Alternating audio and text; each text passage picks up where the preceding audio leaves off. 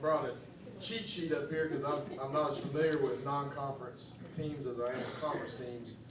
I believe Coach Stevens, Illinois State's running your offense, I think.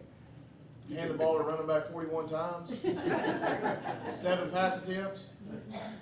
That's good stuff. 7 pass attempts. That's it. That's too many for you, huh? Hey, no, what a great opportunity we have here. Obviously, Illinois State, we're familiar with them. This is actually, in my time of being here as a player and a coach, the second time we played Illinois State. We went to Normal, Illinois in 2006 and played them as well as 2016. And so there's a lot of familiarity with this program and the type of style of football that they play. Again, always, it's parallel to me based on region you're at in the United States. Very similar. So if you're watching Saturday football and you think about Illinois State, think about like the University of Iowa or Michigan, Big Ten style football. They're going to be under center. They're going to try to play a physical brand of football. They're going to turn and hand the ball to their tailbacks. Obviously, especially late in the year, James Robinson. But they want to establish the run and establish the line of scrimmage. Now, what you're going to see, and again, I've been talking about this really since I've gotten the head coaching job, and we knew about this, even 4 or 5 years ago, getting into this Division I playoffs consistently. They're going to look like they're supposed to look like. They're going to have a big offensive line, a big defensive front, and that's Missouri Valley football. I don't think there's any debate that Missouri Valley Conference is probably the best conference at our level of football when you add North Dakota State, Northern Iowa, South Dakota State, what Illinois State's done in recent years. Just a very, very deep conference. And so what we're going to see and have at our fingertips on Saturday is a team that is physically ready to make a run. And so what we've done is, as a coaching staff, is we've obviously educated our players. We feel like that we can expose them some with some of our speed. I feel like we've got as good or better team speed than they have overall.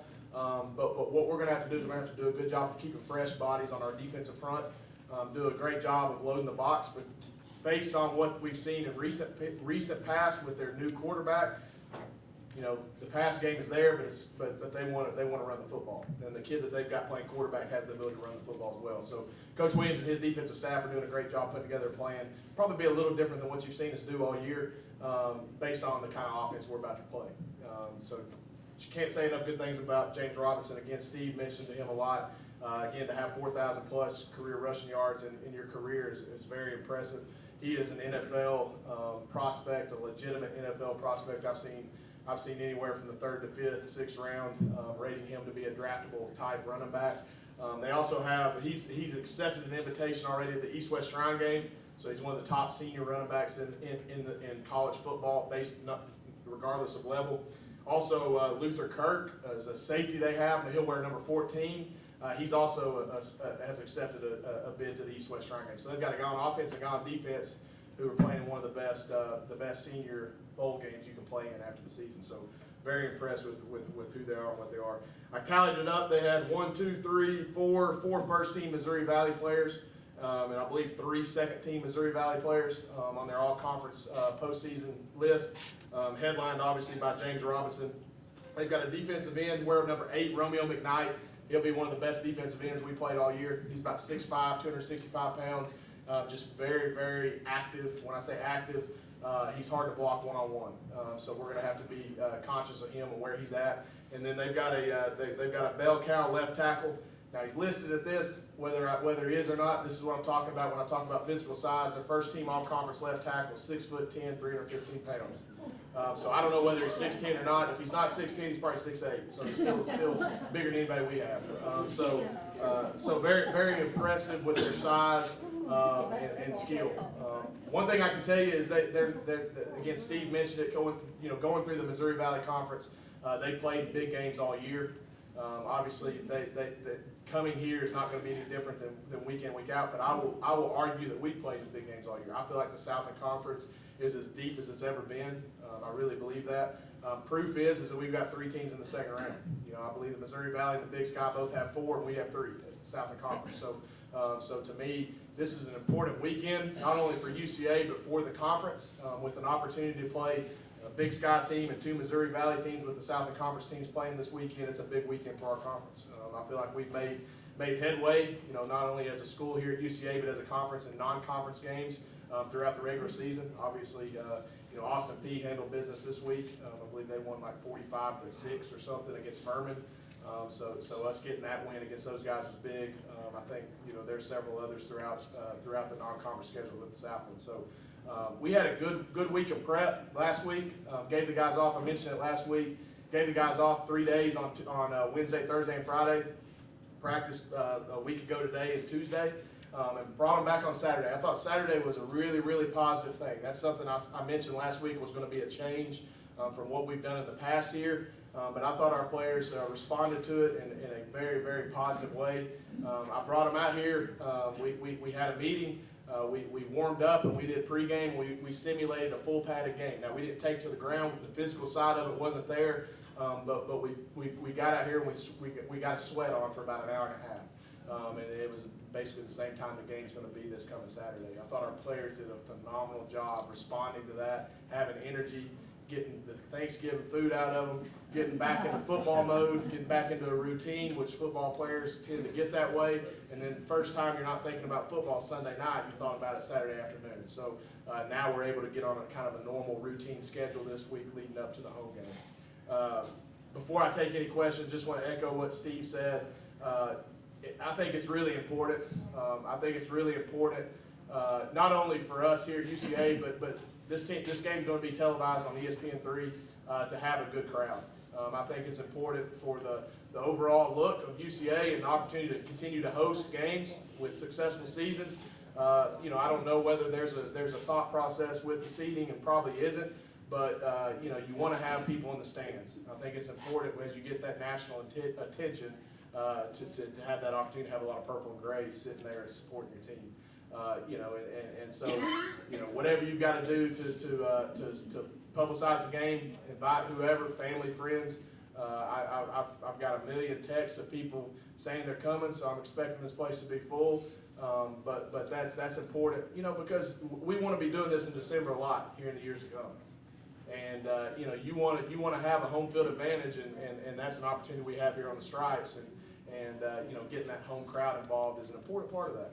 So my encouragement is definitely, I'm not challenging UCA fans, but I want us to get out there and be the fans I know we can be and invite as many people as we can. Because we're going to put a good product on the field. It's going to be a fun atmosphere. You're going to watch some big-time football on Saturday. 2 great programs that are going to go toe-to-toe. And look, we're going to go out there and try to make UCA history. We talked to my players on Sunday night and said, you got one opportunity to make history. And then if we do that, we'll have another opportunity the next week. And so to have an opportunity to be the first quarterfinal Division I team here is something that we're excited about. That's the elephant in the room, and I talked about it. Our guys have earned the right to play in a game like this, and so we get to do that on Saturday afternoon. So what a great time to be a Bear. And to be practicing the first week of December and getting some extra workouts in and lifting and continuing through this journey is definitely an exciting time to be a Bear, and something we're looking forward to do year in and year out for the years to come. With that Saturday, yeah, it's a 2 o'clock game. It's great weather, and if we want to compare 2 years ago playing New Hampshire here in the exact same weekend, and don't remember the weather, but it was pretty nice. We had a good crowd. We had 6,000. We maybe announced 6,500, but a good crowd. But we'd like to even improve upon that. And the big thing that we'd like to see is the student section side. Yes. I mean, Yes. yeah, I'm preaching to the choir, aren't I? Yes. So the cameras face the east side. So when you're watching all those FCS games this weekend, you saw a lot of empty seats. Cameras always face the east side, and unfortunately, the home side usually is a little more full. But we'd like that to look good for UCA and Conway. So our staff, we've been talking since last week about some incentives for students, and in fact we have a meeting at 1:30 today with the Student Life group, and we want to make sure that the incentives we think will work, that they agree that they will. So we're going to put out a little money out there and try to get a really good student crowd. It may include, and it may not, it may include having the Greeks in the field itself. So we'll see how that goes in the north end zone. Oh, wait, I hadn't told Coach yet, sorry. We're gonna have them behind the concrete, up on the grass. Anyway, stuff like that, and then we're giving away, spring tuition, $1,000 toward spring tuition at the end of each quarter. So, $4,000, stuff like that. Some other incentives. We'll sit on that side for some of that stuff. Okay. Well, we talked about that too. So the general admission folks, if they, which we're gonna tell them, if they sit on the east side, we got, I call them iPads or iBuds or whatever I call them, but they're AirBuds, right? Is that what they're called? AirPods. AirPods, there we go. Everyone's a dog. I can't get them. I don't have these things, so I may sit on the east side. But stuff like that, giving away various items. So anyway, we're gonna try it, we're gonna see what happens, and hopefully we can have a big crowd all the way around and support these Bears. Women's basketball again, anyone with a ticket to the football game can get in the basketball game with that ticket as well. Even if you don't have a season ticket, Carolyn, to basketball. Infrequent times throughout the year we do that. All right, so what else? Can we get the city of Conway behind us? Yes, yeah. Like downtown on the marquees to say go Bears Okay, or yeah. something like that. Yeah. I mean, you come in here sometimes and you wouldn't even know there was a college here. Wouldn't even know, yeah. Uh-uh. Well, I'll tell you this, the chamber is doing a lot for us. Well, I mean, we need to have And- visual stuff. And we have the chief of staff to the mayor in the room right now, so I'm sure the city will be I'm glad. still saying we need visual stuff. Yeah, visual. Visual. Yeah, so the chamber is buying a lot of tickets for us, doing a lot of giveaways, and they're doing a lot of advertising for us. And we'll see if we can't get something on the Gateway Arch there, Jack. So maybe we can. We'll talk about that. Great idea, Carolyn.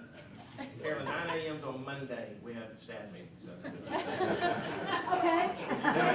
You're done working out and done with McDonald's by that time. We'll bring you in. Thank you. What else? What are some other good ideas? Questions? Comments? Everybody had a good Thanksgiving? Did you get some contests going between the sororities and everything? Yeah, so working on that at 1:30. We are having some on-field contests for some Greeks and some organizations, and then for the actual fraternity sororities, yeah, I mean that's what we're talking about at 1:30 to try to really get that going. Because you're right, Carolyn, can you go at 1:30? Yeah. If you've been a UCA fan for 75 years and you see that the city of Conway does not sponsor, does not back UCA, you get mad after a while.